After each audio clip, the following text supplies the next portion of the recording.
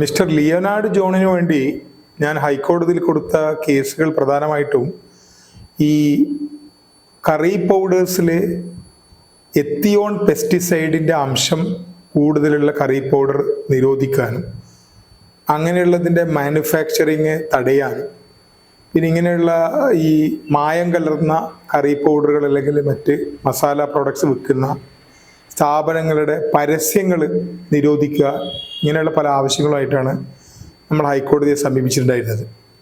അപ്പോൾ അതിൻ്റെ കൂടെ നമ്മൾ പല ലാബ് റിപ്പോർട്ട് അതുപ്രകാരം കേരളത്തിലെ വളരെ ഫേമസ് ആയിട്ടുള്ള വിവിധ കമ്പനികളുടെ കറി പൗഡേഴ്സ് ഈ ലാബിൽ ടെസ്റ്റ് ചെയ്തപ്പോൾ റീജിയണൽ ലാബിൽ ടെസ്റ്റ് ചെയ്തപ്പോൾ കിട്ടിയ റിസൾട്ടും ഹാജരാക്കിയിട്ടായിരുന്നു. ആ റിസൾട്ട് പ്രകാരം മിക്ക കറി പൗഡേഴ്സിലും മായം കലർന്നതായിട്ട് കണ്ടെത്തിയിട്ടുണ്ട്. ഈ റിപ്പോർട്ടോട് കൂടിയാണ് നമ്മൾ ഹൈക്കോടതിയെ സമീപിച്ചത്. ഹൈക്കോടതി ആ റിപ്പോർട്ട് അതേപോലെ കോപ്പി പേസ്റ്റ് ചെയ്ത ശേഷം ഒരു ജഡ്ജ്മെൻറ്റ് പാസ്സാക്കുകയാണ്. ഇങ്ങനെ മായം കലർന്ന പ്രോഡക്ട്സ് വിൽക്കുന്ന അവരെ നിരോധിക്കണമെന്നും അതുപോലെ food safety and standard act പ്രകാരം ഉള്ള നടപടികൾ വളരെ ഊർജിതമായി നടപ്പാക്കണം എന്നൊക്കെ പറഞ്ഞിട്ടാണ് അന്ന് ഓർഡറാക്കിയിരുന്നത്. ഇത് കേരള ഗവൺമെൻറ്റിന് വേണ്ടി ഹാജരായ ഗവൺമെൻറ് പ്ലീഡർ ഇതൊക്കെ ചെയ്യാമെന്ന് ഉറപ്പ് കൊടുത്തതിൻ്റെ അടിസ്ഥാനത്തിലാണ് അന്ന് കേസ് തീരുമാനമായിട്ടുള്ളത്. എന്നാൽ പിന്നീട് ഇത് പഴയ രീതിയിൽ, അതായത് കോടതിയിൽ അവർ ഉറപ്പ് കൊടുത്ത പ്രകാരം കൃത്യമായി ചെയ്യുന്നില്ല എന്ന് ബോധ്യപ്പെട്ടതിൻ്റെ അടിസ്ഥാനത്തിലും ഈ ഇവിടുത്തെ വിധി ഒരു ഇഫക്റ്റീവ് അല്ല എന്ന് തോന്നിയതിൻ്റെ അടിസ്ഥാനത്തിലും മിസ്റ്റർ ലിയോനാർഡ് ജോൺ സുപ്രീം കോടതിയെ സമീപിക്കുകയും സുപ്രീം കോടതി ഇദ്ദേഹത്തിൻ്റെ കേസ് പരിഗണിച്ച ശേഷം ഇത് ഇംപ്ലിമെൻ്റ് ചെയ്യാനുള്ള ആവശ്യമാണെങ്കിൽ വീണ്ടും ഹൈക്കോടതിയെ തന്നെ സമീപിക്കണം എന്ന് പറയുകയാണ് ഉണ്ടായത്. അതിൻ്റെ അടിസ്ഥാനത്തിൽ നമ്മൾ വീണ്ടും ഹൈക്കോടതിയെ സമീപിക്കുകയും ഹൈക്കോടതിയിൽ വീണ്ടും ഒരു റിട്ട് ഫയലാക്കുകയും അത് ബഹുമാനപ്പെട്ട ചീഫ് ജസ്റ്റിസിൻ്റെ കോടതിയിൽ വന്നത് ചീഫ് ജസ്റ്റിസ് കേട്ട ശേഷം അത് ഫയലിൽ സ്വീകരിക്കുകയും ഗവൺമെൻറ് പ്ലീഡർക്ക് നോട്ടീസ് കൊടുക്കുകയും അവരോട് എത്രയും പെട്ടെന്ന് തന്നെ ഈ എന്ത് നടപടികളാണ് കൈക്കൊണ്ടത് എന്നതിനെ സംബന്ധിച്ച് ഒരു മറുപടി നൽകണമെന്ന് പറഞ്ഞിട്ട് കേസ് മാറ്റിവെച്ചിരിക്കുകയാണ്. ഇപ്പോൾ ചുരുക്കി പറഞ്ഞാൽ കേരളത്തിലുള്ള ഒരുപാട് കറി പൗഡർ വിൽക്കുന്ന സ്ഥാപനങ്ങൾ അവർ നിർമ്മിക്കുന്ന കറി പൗഡറുകളും അവർ വിതരണം ചെയ്ത കറി പൗഡറുകളിലും ഒരുപാട് മായം കലർന്നതായിട്ട് റിപ്പോർട്ട് പല ലാബിൽ നിന്നും ലഭിച്ചത് ഗവൺമെൻറ്റിൻ്റെ പക്കലുണ്ടായിട്ടും ഗവൺമെൻറ്റോ അല്ലെങ്കിൽ ഈ പത്രമാധ്യമങ്ങളോ ഒന്നും തന്നെ ഇതൊന്നും റിപ്പോർട്ട് ചെയ്യാതിരിക്കുന്നത് പ്രധാനമായിട്ടും മാധ്യമങ്ങളെ സംബന്ധിച്ചിടത്തോളം അവർക്ക് ഭീമമായ സംഖ്യ പരസ്യത്തിൽ ലഭിക്കുന്നത് കൊണ്ടും ഗവൺമെൻറ്റിലെ അവർക്കുള്ള സ്വാധീനം കൊണ്ടുമാണ് യാതൊരു നടപടിയും ഇല്ലാതെ പോകുന്നത്. അങ്ങനെയുള്ള സാഹചര്യത്തിൽ ഈ ലിയോനാർഡ് ജോണിനെ പോലെയുള്ള ഒരു വ്യക്തി നടത്തുന്ന ഒരു ഒറ്റയാൾ പോരാട്ടം അത് തീർച്ചയായും ശ്ലാഘനീയമാണ്. അതുകൊണ്ട് മാത്രം അങ്ങനെ ഒരു നല്ല കോസിന് വേണ്ടി ലിയോനാർഡ് ജോൺ പ്രവർത്തിക്കുന്നത് കൊണ്ടാണ് അദ്ദേഹത്തിൻ്റെ കേസ് ഞാൻ ഏറ്റെടുക്കുന്നത്. ഞാനും അതിൽ വളരെ സംതൃപ്തനാണ്. എല്ലാവർക്കും എൻ്റെ വക ഹാപ്പി ഓണം. പക്ഷേ ഏറ്റവും സങ്കടമുള്ള സാധനം എന്ന് പറഞ്ഞാൽ ഞാൻ ഫൈറ്റ് ചെയ്ത് മറ്റേ ആയുർവേദ മരുന്നിൻ്റെ അകത്തും സ്പൈസസിൻ്റെ അകത്തും മായം ചേർക്കൽ ഒട്ടും കുറഞ്ഞില്ലെന്നാണ് എൻ്റെ വിശ്വാസം. ഒരു എക്സാമ്പിൾ എടുത്തു തരാം. ഇന്ത്യയിൽ 1,20,000 ഏക്കർ ഓർഗാനിക് മുളക് കൃഷി ചെയ്യുന്നുണ്ട്, മെയിനായിട്ട് ആസാം മേഘാലയ ബെൽറ്റ്. ഇതിൻ്റെ അകത്തുനിന്ന് 1 കിലോ ഇന്ത്യക്കാരനില്ല. ഇത് മുഴുവൻ എക്സ്പോർട്ട് ചെയ്യുന്നത്. എന്നിട്ട് നമുക്കൊന്നുമില്ലെങ്കിൽ 82 കമ്പനി തമിഴ്നാട് ഉണ്ടാക്കുന്ന തുണിക്കകത്ത് ഡൈ ഉപയോഗിച്ച് സുഡാൻ ഉപയോഗിച്ചിട്ടുള്ള മുളക് പൊടിയോ അല്ലെങ്കിൽ 11 തരം കീടനാശിനിയുള്ള മുളക് പൊടിയാണ് നമ്മളെ കൊണ്ട് തീറ്റിക്കുന്നത്. ഇവിടെ കറുവാപ്പട്ട ലോകത്ത് 2ാമത് ഉൽപ്പാദിപ്പിച്ച സ്ഥലമാണ് കേരളം, കണ്ണൂർ പ്രത്യേകിച്ച്. എന്നാൽ എൻ്റെ ഒരു അറിവ് പ്രകാരം കടകളിൽ ഒരു കടയും കേരളത്തിൽ ഒറിജിനൽ കറുവാപ്പട്ട വിൽക്കുന്നതായിട്ട് എനിക്കറിയത്തില്ല. ഇതാണ് ഇവിടുത്തെ സ്ഥിതി. ഇപ്പോൾ 60% ആയുർവേദ മരുന്നിൻ്റെ അകത്ത് ഇത് ഉപയോഗിക്കണം. അവർ 10 വർഷം കൊണ്ട് 900-ന് മുകളിൽ ആയുർവേദ സ്ഥാപനത്തിൻ്റെ അകത്ത് ആകെ 70 സ്ഥാപനമേ ഈ 10 വർഷം കൊണ്ട് ചെക്ക് ചെയ്യാനായിട്ട് സാധിച്ചിട്ടുള്ളൂ. അതിന് അവരെ കുറ്റം പറയാൻ പറ്റത്തില്ല, ഉദ്യോഗസ്ഥന്മാരെ കുറ്റം പറയാൻ പറ്റത്തില്ല. 30 ഏറ്റവും കുറഞ്ഞ 30 ഇൻസ്പെക്ടർമാർ വേണ്ടടുത്ത് ഇന്നും 4 പേരോ ഇന്നിപ്പോൾ കഴിഞ്ഞ ആഴ്ച ഒരു 3 പേരെ കൂടി അപ്പോയിന്റ് ചെയ്യും. മൊത്തം 7 പേരെ അപ്പോയിന്റ് ചെയ്ത്. തമിഴ്നാട്ടിൽ 12 പേര് വേണ്ടടുത്ത് 24 പേര്, കർണാടകയിൽ 7 പേര് വേണ്ടടുത്ത് 10 പേരുണ്ട്. ഇപ്പം ഞാൻ ഇതിനെതിരെ എല്ലാം ഹൈക്കോടതി ഓർഡർ സമ്പാദിക്കുകയാണ്. ഈ മുളകൊടിയിലെ കീടനാശിനിക്കെതിരെ 2022 തന്നെ സമ്പാദിക്കുകയാണ്. ഒരു കമ്പനിക്കെതിരെയും എൻ്റെ അറിവിൽ ഒരു ആക്ഷനോ അല്ലെങ്കിൽ അവർ 2006 ആക്ട് പ്രകാരം ഇവരുടെ എല്ലാ മാനുഫാക്ചറിങ് നിർത്തേണ്ടതായിരുന്നു 2 വർഷം മുമ്പേ തന്നെ. അതേപോലെ തന്നെ ഇവരുടെ പരസ്യം നിർത്തേണ്ടതായിരുന്നു. ഇതിൻ്റെ മുതലാളിമാർ 6 മാസം മുതൽ 7 വർഷം വരെ ജയിലിൽ കിടക്കേണ്ടതാണ് 2006 ആക്ട് പ്രകാരം. ഇപ്പം ഞാൻ എൻ്റെ ഭാഗ്യത്തിന് സുപ്രീം കോടതി ഈ കേസ് ഏറ്റെടുത്ത് കഴിഞ്ഞ ഒരു 3 മാസം മുമ്പ് വിധി വന്ന് ഇത് നടപ്പാക്കാനായിട്ട്. സുപ്രീം കോടതി കൂടുതലൊന്നും ഇതിനെപ്പറ്റി ആലോചിച്ചില്ല. ഇത് നല്ല വിധിയായതുകൊണ്ട് അത് നടപ്പാക്കാനാണ് ആവശ്യപ്പെട്ടത്.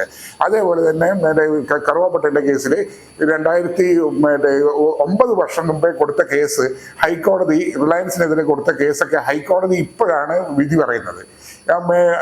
ഇത് അതേപോലെ തന്നെ 2 വർഷം മുമ്പേ കറുവാപ്പട്ടയ്ക്ക് വരാം, ലോകത്ത് ഏറ്റവും നിരോധിച്ച കറുവാപ്പട്ട ഇന്ത്യ ഏറ്റവും കൂടുതൽ ഇറക്കുമതി ചെയ്യുന്നുണ്ട്. അതിൻ്റെ വിധിയും കൂടി ഒരുമിച്ച് കൊടുത്തിട്ടും ഇപ്പം കേരളം മാത്രം ഇത് നടപ്പിലാക്കാത്തതുകൊണ്ട് ഞാൻ രണ്ടാമത് സുപ്രീം കോടതിയെ സമീപിക്കേണ്ടി വന്നിട്ടുണ്ട്. സുപ്രീം കോടതി ഇത് നടപ്പാക്കാനായിട്ട് രണ്ടാമത് ആവശ്യപ്പെട്ടിട്ടുണ്ട്. അത് 1-2 മാസം കൊണ്ട് അത് ഓർഡർ ഹൈക്കോടതി കൊടുക്കും. ഇനിയും ഇവര് മറ്റേ ജനങ്ങളോട് യാതൊരു താല്പര്യം ഇല്ലാതെ ലക്ഷക്കണക്കിന് ക്യാൻസർ രോഗികളെ ഉണ്ടാക്കുക എന്ന ഒരു സംസ്ഥാനമായിട്ട് കേരളം മാറിയിട്ട് മാറുവാണെങ്കിൽ ഇതെവിടെ ചെന്നെത്തുന്നത് അറിയത്തില്ല. ഇപ്പം നിങ്ങൾക്കറിയാം, ഇന്ത്യയിലെ ഏറ്റവും കൂടുതൽ ക്യാൻസർ രോഗികളും കിഡ്നി ലിവർ പേഷ്യൻസും ഇന്നും കേരളത്തിലാണ്. ഈ നമ്മൾ ശരിക്കും പറയുകയാണെങ്കിൽ ഒരു കൺസ്യൂമർ സ്റ്റേറ്റ് ആണെന്ന് പേരേ ഉള്ളൂ. ഒരു കൺസ്യൂമർ സ്റ്റേറ്റ് ആണെങ്കിലും ഇവിടെ ഉണ്ടാക്കുന്ന കറുവാപ്പട്ടയെങ്കിലും ജനങ്ങളെ കൊണ്ട് തീറ്റിച്ചിരുന്നെങ്കിൽ നല്ലതായിരുന്നു. അതുവരെ തീറ്റിക്കാതെ എല്ലാം പുറത്തുനിന്ന് ഇമ്പോർട്ട് ചെയ്ത സാധനവും പുറത്തുനിന്ന് വരുന്ന സാധനങ്ങൾ കീടനാശിനി അടിക്കുന്ന സാധനം മാത്രം കേരളത്തിൽ വിൽക്കുന്ന പറഞ്ഞ് വാശി പിടിക്കുന്ന ഒരു ഡിപ്പാർട്ട്മെന്റ് ഉണ്ടെങ്കിൽ അപ്പോൾ ഫുഡ് സേഫ്റ്റി ഉദ്യോഗസ്ഥന്മാരുടെ കുറവാണെന്ന് പറയാൻ പറ്റും. അങ്ങനെയാണെങ്കിൽ 119 ഫുഡ് സേഫ്റ്റി ഉദ്യോഗസ്ഥന്മാരെയാണ് 2019 ഒരാളെ വരെ PSC നടത്തിയില്ല. എല്ലാവരും അഡ്വൈസ്ഡ് ബൈ PSC. PSCയുടെ ജോലി അഡ്വൈസ് ചെയ്യലല്ല. അപ്പം അങ്ങനത്തെ അൺക്വാളിഫൈഡ് ആയിട്ട് ഉള്ളവരെ ഇങ്ങനെ എടുത്തിട്ട് ടെമ്പററി ആയിട്ട് എടുത്തിട്ട് അത് പെർമനന്റ് ആക്കി മാറ്റുകയാണ് ചെയ്തുകൊണ്ടിരുന്നത്. ആയുർവേദത്തിനകത്ത് ഇതേപോലെ 11 ടെമ്പററി ആയിട്ട് ഇൻസ്പെക്ടർമാരെ എടുത്തായിരുന്നു. ഇന്ത്യൻ നിയമം പ്രകാരം ടെമ്പററി ആയിട്ട് എടുക്കാൻ പാടില്ലാത്തതുകൊണ്ട് ഞാൻ ഹൈക്കോടതി സമീപിച്ചുകൊണ്ട് അവരെ പിൻവലിക്കേണ്ടി വന്നത്. അപ്പോൾ ഇത്രയും അഴിമതി ഇവിടെ നടന്നിട്ടും ഒരു ആക്ഷനും ആരോഗ്യമന്ത്രിയോ ഫുഡ് സേഫ്റ്റി കമ്മീഷണറോ ഈ കമ്പനിക്കെതിരെ എടുക്കാത്തതിൻ്റെ റീസൺ ഒന്നും എനിക്കിതുവരെ പിടികിട്ടത്തില്ല. ഇപ്പോൾ ഒരു എക്സാമ്പിൾ ഞാൻ പറയാം. ഒരു ഈസ്റ്റർ മാത്രം കഴിഞ്ഞ 2-3 വർഷമായിട്ട് ഓരോ വർഷവും പരസ്യത്തിന് ചിലവായിക്കൊണ്ടിരുന്ന 25 കോടിയാണ്. അപ്പോൾ അതുകൊണ്ടായിരിക്കും മറ്റേ പേപ്പറുകാരും മീഡിയക്കാരും ഇതിടാത്തത്. പക്ഷെ ജനങ്ങളോട് സ്നേഹമുള്ള ആരെങ്കിലും ഇത് മുൻകൈ എടുത്ത് ഇതെങ്ങനെയാണ് ഹൈക്കോടതി ഓർഡറോ സുപ്രീം കോടതി ഓർഡറോ ഇവിടെ കേരളത്തിൽ ഇംപ്ലിമെന്റ് ചെയ്യാൻ പറ്റത്തില്ലെന്ന് പറഞ്ഞിട്ടുണ്ടെങ്കിൽ എവിടെ ചെന്ന് നമ്മളെത്തും? അപ്പം അതാണ് ഒരു സ്ഥിതി വരുന്നത്. എനിക്കിപ്പോൾ ഹാപ്പി ഓണെന്ന് പറഞ്ഞിട്ട് സങ്കടത്തോടെ ഞാൻ ഹാപ്പി ഓണെന്ന് പറയട്ടെ വരുന്നത്. ഇത് ഹാപ്പി ആണോ എന്നുള്ളത് എനിക്കൊരു സംശയം. കാരണം 8 ലക്ഷത്തിന് മുകളിലാണ് ക്യാൻസർ രോഗികളും കിഡ്നി ലിവർ പേഷ്യൻസും കൂടി ഇവിടെ കേരളത്തിലുള്ളത്. ഇപ്പം ഭാഗ്യത്തിന് മറ്റേ ഇൻഫർമേഷൻ ബ്രോഡ്കാസ്റ്റിംഗ് മിനിസ്റ്ററിക്കെതിരെ കേസ് കൊടുത്ത് അവർ ഇപ്പം ചെരുപ്പ് മുതൽ അലുമിനിയം പാത്രത്തിന് BIS ഇംപ്ലിമെന്റ് ചെയ്യുന്നുണ്ട്. അപ്പം ലോക നിലവാരത്തിലുള്ള സാധനങ്ങൾ ജനങ്ങൾക്ക് കിട്ടുമെന്നുള്ള പ്രതീക്ഷയുണ്ട്. അതേപോലെ തന്നെ മറ്റേ 6500 BIS ക്ലബ്ബുകൾ ഇതിനെപ്പറ്റി ജനങ്ങൾക്ക് ഇതിനെപ്പറ്റി അറിവ് കൊടുക്കാനായിട്ടും കുട്ടികളെ ഇതിനെ പറ്റിയിട്ടുള്ള അവയർനെസ് കൊടുക്കാനോ ഇത് നല്ല രീതിക്ക് പ്രവർത്തിക്കുന്ന ഇൻഡസ്ട്രിയുടെ പോയി പരിചയപ്പെടാനോ ഒക്കെ ആയിട്ട് അവർ ഓരോ വർഷവും 1 ലക്ഷം രൂപ ഓരോ സ്കൂളിന് കൊടുത്ത് ഇപ്പം BISന്റെ ലാബ് എൻ്റെ അറിവിൽ ചെന്നൈയിൽ മാത്രമേ ഉള്ളൂ. അത് ഇങ്ങനെ കേരളത്തിലെ ഓരോ സ്കൂളുകളിലും കോളേജുകളിലും തുടങ്ങാനായിട്ട് അവർ മുൻകൈ എടുക്കുന്നുണ്ട്. അത് ഇന്ത്യയിലെ എല്ലാ സംസ്ഥാനങ്ങളും ഇതിനോട് താല്പര്യം കാണിച്ചിട്ടുണ്ട്. കേരളത്തിലെ ഒരു സർക്കാർ സ്കൂളിലും ഇത് തുടങ്ങാൻ പാടില്ല എന്ന് പറഞ്ഞിട്ട് ഓർഡർ കൊടുത്തിട്ടുണ്ട്. അതുകൊണ്ട് എവിടെയും കേരളത്തിലെ ഒരു സ്കൂളുകളിൽ തുടങ്ങാൻ പറ്റില്ല. ഞാൻ കണ്ണൂർ തന്നെ പ്രൈവറ്റ് സ്കൂളിലും കോളേജൊക്കെ പോയി അവർക്കൊക്കെ താല്പര്യമുണ്ട്. പക്ഷേ ടൗൺ ഹൈസ്കൂൾ ഗവൺമെൻറ് സ്കൂൾ എന്ന് പറയുന്നത് ഞങ്ങൾക്ക് ഓർഡർ കിട്ടാതെ ഇവിടെ ഒരു ക്ലബ്ബ് തുടങ്ങാൻ പാടില്ല. നിങ്ങളൊരു വ്യക്തി വന്നിട്ട് എന്ത് പറഞ്ഞാലും ഞങ്ങൾ അംഗീകരിക്കത്തില്ല. ഞാൻ പറഞ്ഞു എനിക്കിതുകൊണ്ട് നഷ്ടമൊന്നുമില്ല. ഈ കുറച്ച് പിള്ളേർ നല്ല ഭാവിയും നല്ല സാധനം ജനങ്ങൾക്ക് കിട്ടുവാണെങ്കിൽ അതിലാണ് ഇമ്പോർട്ടൻ്റ്. അല്ലാതെ നിങ്ങൾ ഈ മറ്റേ ഓർഡർ ആലോചിച്ച് തിന്നിട്ടുണ്ടെങ്കിൽ ഈ ജനങ്ങൾ വിഷം കഴിച്ച് മരിക്കുന്നത് കണ്ടുകൊടുക്കേണ്ട സ്ഥിതിയായിരിക്കും എനിക്കോ നിങ്ങൾക്ക് വരിക. അതിന് താല്പര്യമില്ലാത്ത പ്രിൻസിപ്പിൾ ഉണ്ടെങ്കിൽ ഓക്കെ, നമുക്കൊന്നും നഷ്ടപ്പെടാനില്ലതോ. എനിക്കത് കൂടുതലൊന്നും ചെയ്യാൻ പറ്റത്തില്ല. ഹാപ്പി ഓണം എന്ന് പറയുന്നതിൽ സങ്കടമുണ്ട് എനിക്ക്. കാരണം ഞാൻ ഈ 15 വർഷം മുമ്പേ എൻ്റെ കറുവാപ്പട്ട വിൽക്കാനായിട്ട് വിരുദ്ധനഗർ എന്ന് പറഞ്ഞ സ്ഥലത്ത് പോയിരുന്നത്. അവിടെ നിന്നാണ് ഈ മായം ചേർത്ത മുളക് പൊടിയും മഞ്ഞൾ പൊടിയും എല്ലാം വരുന്നത്. അപ്പോൾ അവിടുത്തെ ഓട്ടോറിക്ഷക്കാരൻ എൻ്റെ അടുത്ത് പറഞ്ഞ്, നിങ്ങൾക്ക് വേണമെങ്കിൽ മായം ചേർത്ത മഞ്ഞൾ പൊടി ഞങ്ങൾ 3 പൈസയ്ക്ക് തരാം, മുളക് പൊടി തരാം, ശർക്കര തരാം 3 പൈസയ്ക്ക് മായം ചേർത്ത്, വെളിച്ചെണ്ണ 3 പൈസയ്ക്ക് മായം ചേർത്ത് തരാം. പിന്നെ അയാൾ പറഞ്ഞ വെച്ചാൽ നിങ്ങളുടെ നാട്ടിൽ നിന്ന് പൂത്ത അരിയെല്ലാം കിട്ടുവാണെങ്കിൽ, റേഷൻ കടയിൽ നിന്ന് കിട്ടുവാണെങ്കിൽ ഇവിടെ കൊണ്ടുവന്ന് കഴിഞ്ഞാൽ ഞങ്ങൾ കഴുകി ഉണക്കി ഒരു ചൈനീസ് കോട്ടിങ് പ്ലാസ്റ്റിക് കോട്ടിങ് ചെയ്തിട്ട് തരാം. പിന്നെ അയാൾ എൻ്റെ അടുത്ത് ഒരു സത്യാവസ്ഥ പറഞ്ഞേ, നിങ്ങൾ കേരളം അന്ന് അയാൾ പറഞ്ഞ വെച്ചാൽ ദൈവത്തിൻ്റെ സ്വന്തം നാടാന്ന് പറഞ്ഞത്. കാരണം അയാൾ പറയുന്ന വെച്ചാൽ ഇന്ത മായം ചേർത്ത സാധനം കർണാടക ആന്ധ്ര ഒന്നും വിൽക്കാൻ പറ്റുന്നില്ല, അവിടെ ரொம்ப ചെക്കിങ്സ് ആണ്. അപ്പം അവർക്ക് ഒരു വിശ്വാസമുണ്ട്. അപ്പം അവിടെ ഞാൻ അന്ന് ചെല്ലുമ്പോൾ അവിടുത്തെ ഏറ്റവും വലിയ കമ്പനി, അന്ന് ഇപ്പം കമ്പനി ഉണ്ടോയെന്ന് അറിയത്തില്ല, മാമി എന്ന് പറഞ്ഞൊരു കമ്പനിയായിരുന്നു. അപ്പോൾ അതിൻ്റെ പർച്ചേസ് മാനേജർ പറഞ്ഞതെന്ന് വെച്ചാൽ, ഞങ്ങൾ ഇന്ത്യയിൽ മാത്രമേ ഞങ്ങളെ മസാലപ്പൊടി വിൽക്കുന്നുള്ളൂ, ഞങ്ങൾ ഒന്നിൻ്റെ ഒറിജിനൽ ഉപയോഗിക്കില്ല, ഞങ്ങൾ എക്സ്പോർട്ട് ചെയ്യുമ്പോൾ നിങ്ങളെ വിളിക്കാമെന്ന് പറഞ്ഞിട്ട് 15 വർഷമായിട്ട് എന്നെ വിളിച്ചിട്ടില്ല. അപ്പോൾ നല്ല ശതമാനം മായം ചേർത്ത സാധനം അവിടുന്ന് അവരുണ്ടാക്കിയിട്ട് മുഴുവൻ കേരളത്തിലേക്ക് വരുന്നത്. അതിൻ്റെ ഏറ്റവും നല്ല റിസൾട്ട് വന്നിരിക്കുന്നത് നമ്മളെ ഒരു 2 വർഷം മുമ്പേ അവിടുത്തെ ഫുഡ് സേഫ്റ്റി കമ്മീഷണർ ലെറ്റർ തന്നെയാണ്. അതിൻ്റെ അകത്ത് പുള്ളി പറഞ്ഞ് 82 കമ്പനി തമിഴ്നാട്ടിൽ നിന്ന് മഞ്ഞൾ പൊടി മുളക് പൊടി ഉണ്ടാക്കുന്ന തുണിക്കകത്ത് ഡൈ ഉപയോഗിച്ചില്ല. രണ്ടാമത് അവിടുത്തെ 160 കമ്പനീൻ്റെ മസാലയും അവിടുത്തെ ഏറ്റവും വലിയ ലാബായ കിങ്സ് ലാബിൽ ചെക്ക് ചെയ്തിട്ട് എല്ലാം പാസ്സായി. അതെങ്ങനെയാണെന്ന് വെച്ചിട്ടുണ്ടെങ്കിൽ മെയിൻ 10 കീടനാശിനി ചെക്ക് ചെയ്യാതെ 1-2 കീടനാശിനി മാത്രം ചെക്ക് ചെയ്തിട്ട് എല്ലാത്തിനും പാസ്സാക്കിയിട്ട്.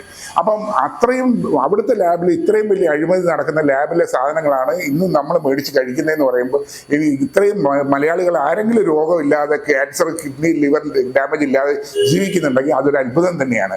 അവർക്ക് നമ്മൾ ആരോഗ്യമന്ത്രി ഓരോ വ്യക്തികൾക്കും ഇതില്ല രോഗം വരാത്തവർക്ക് ഒരു സമ്മാനം പുള്ളിക്കാരത്തിൻ്റെ വക കൊടുക്കുകയാണെന്ന് നല്ലതായിരുന്നു എൻ്റെ ഒരു അഭിപ്രായം.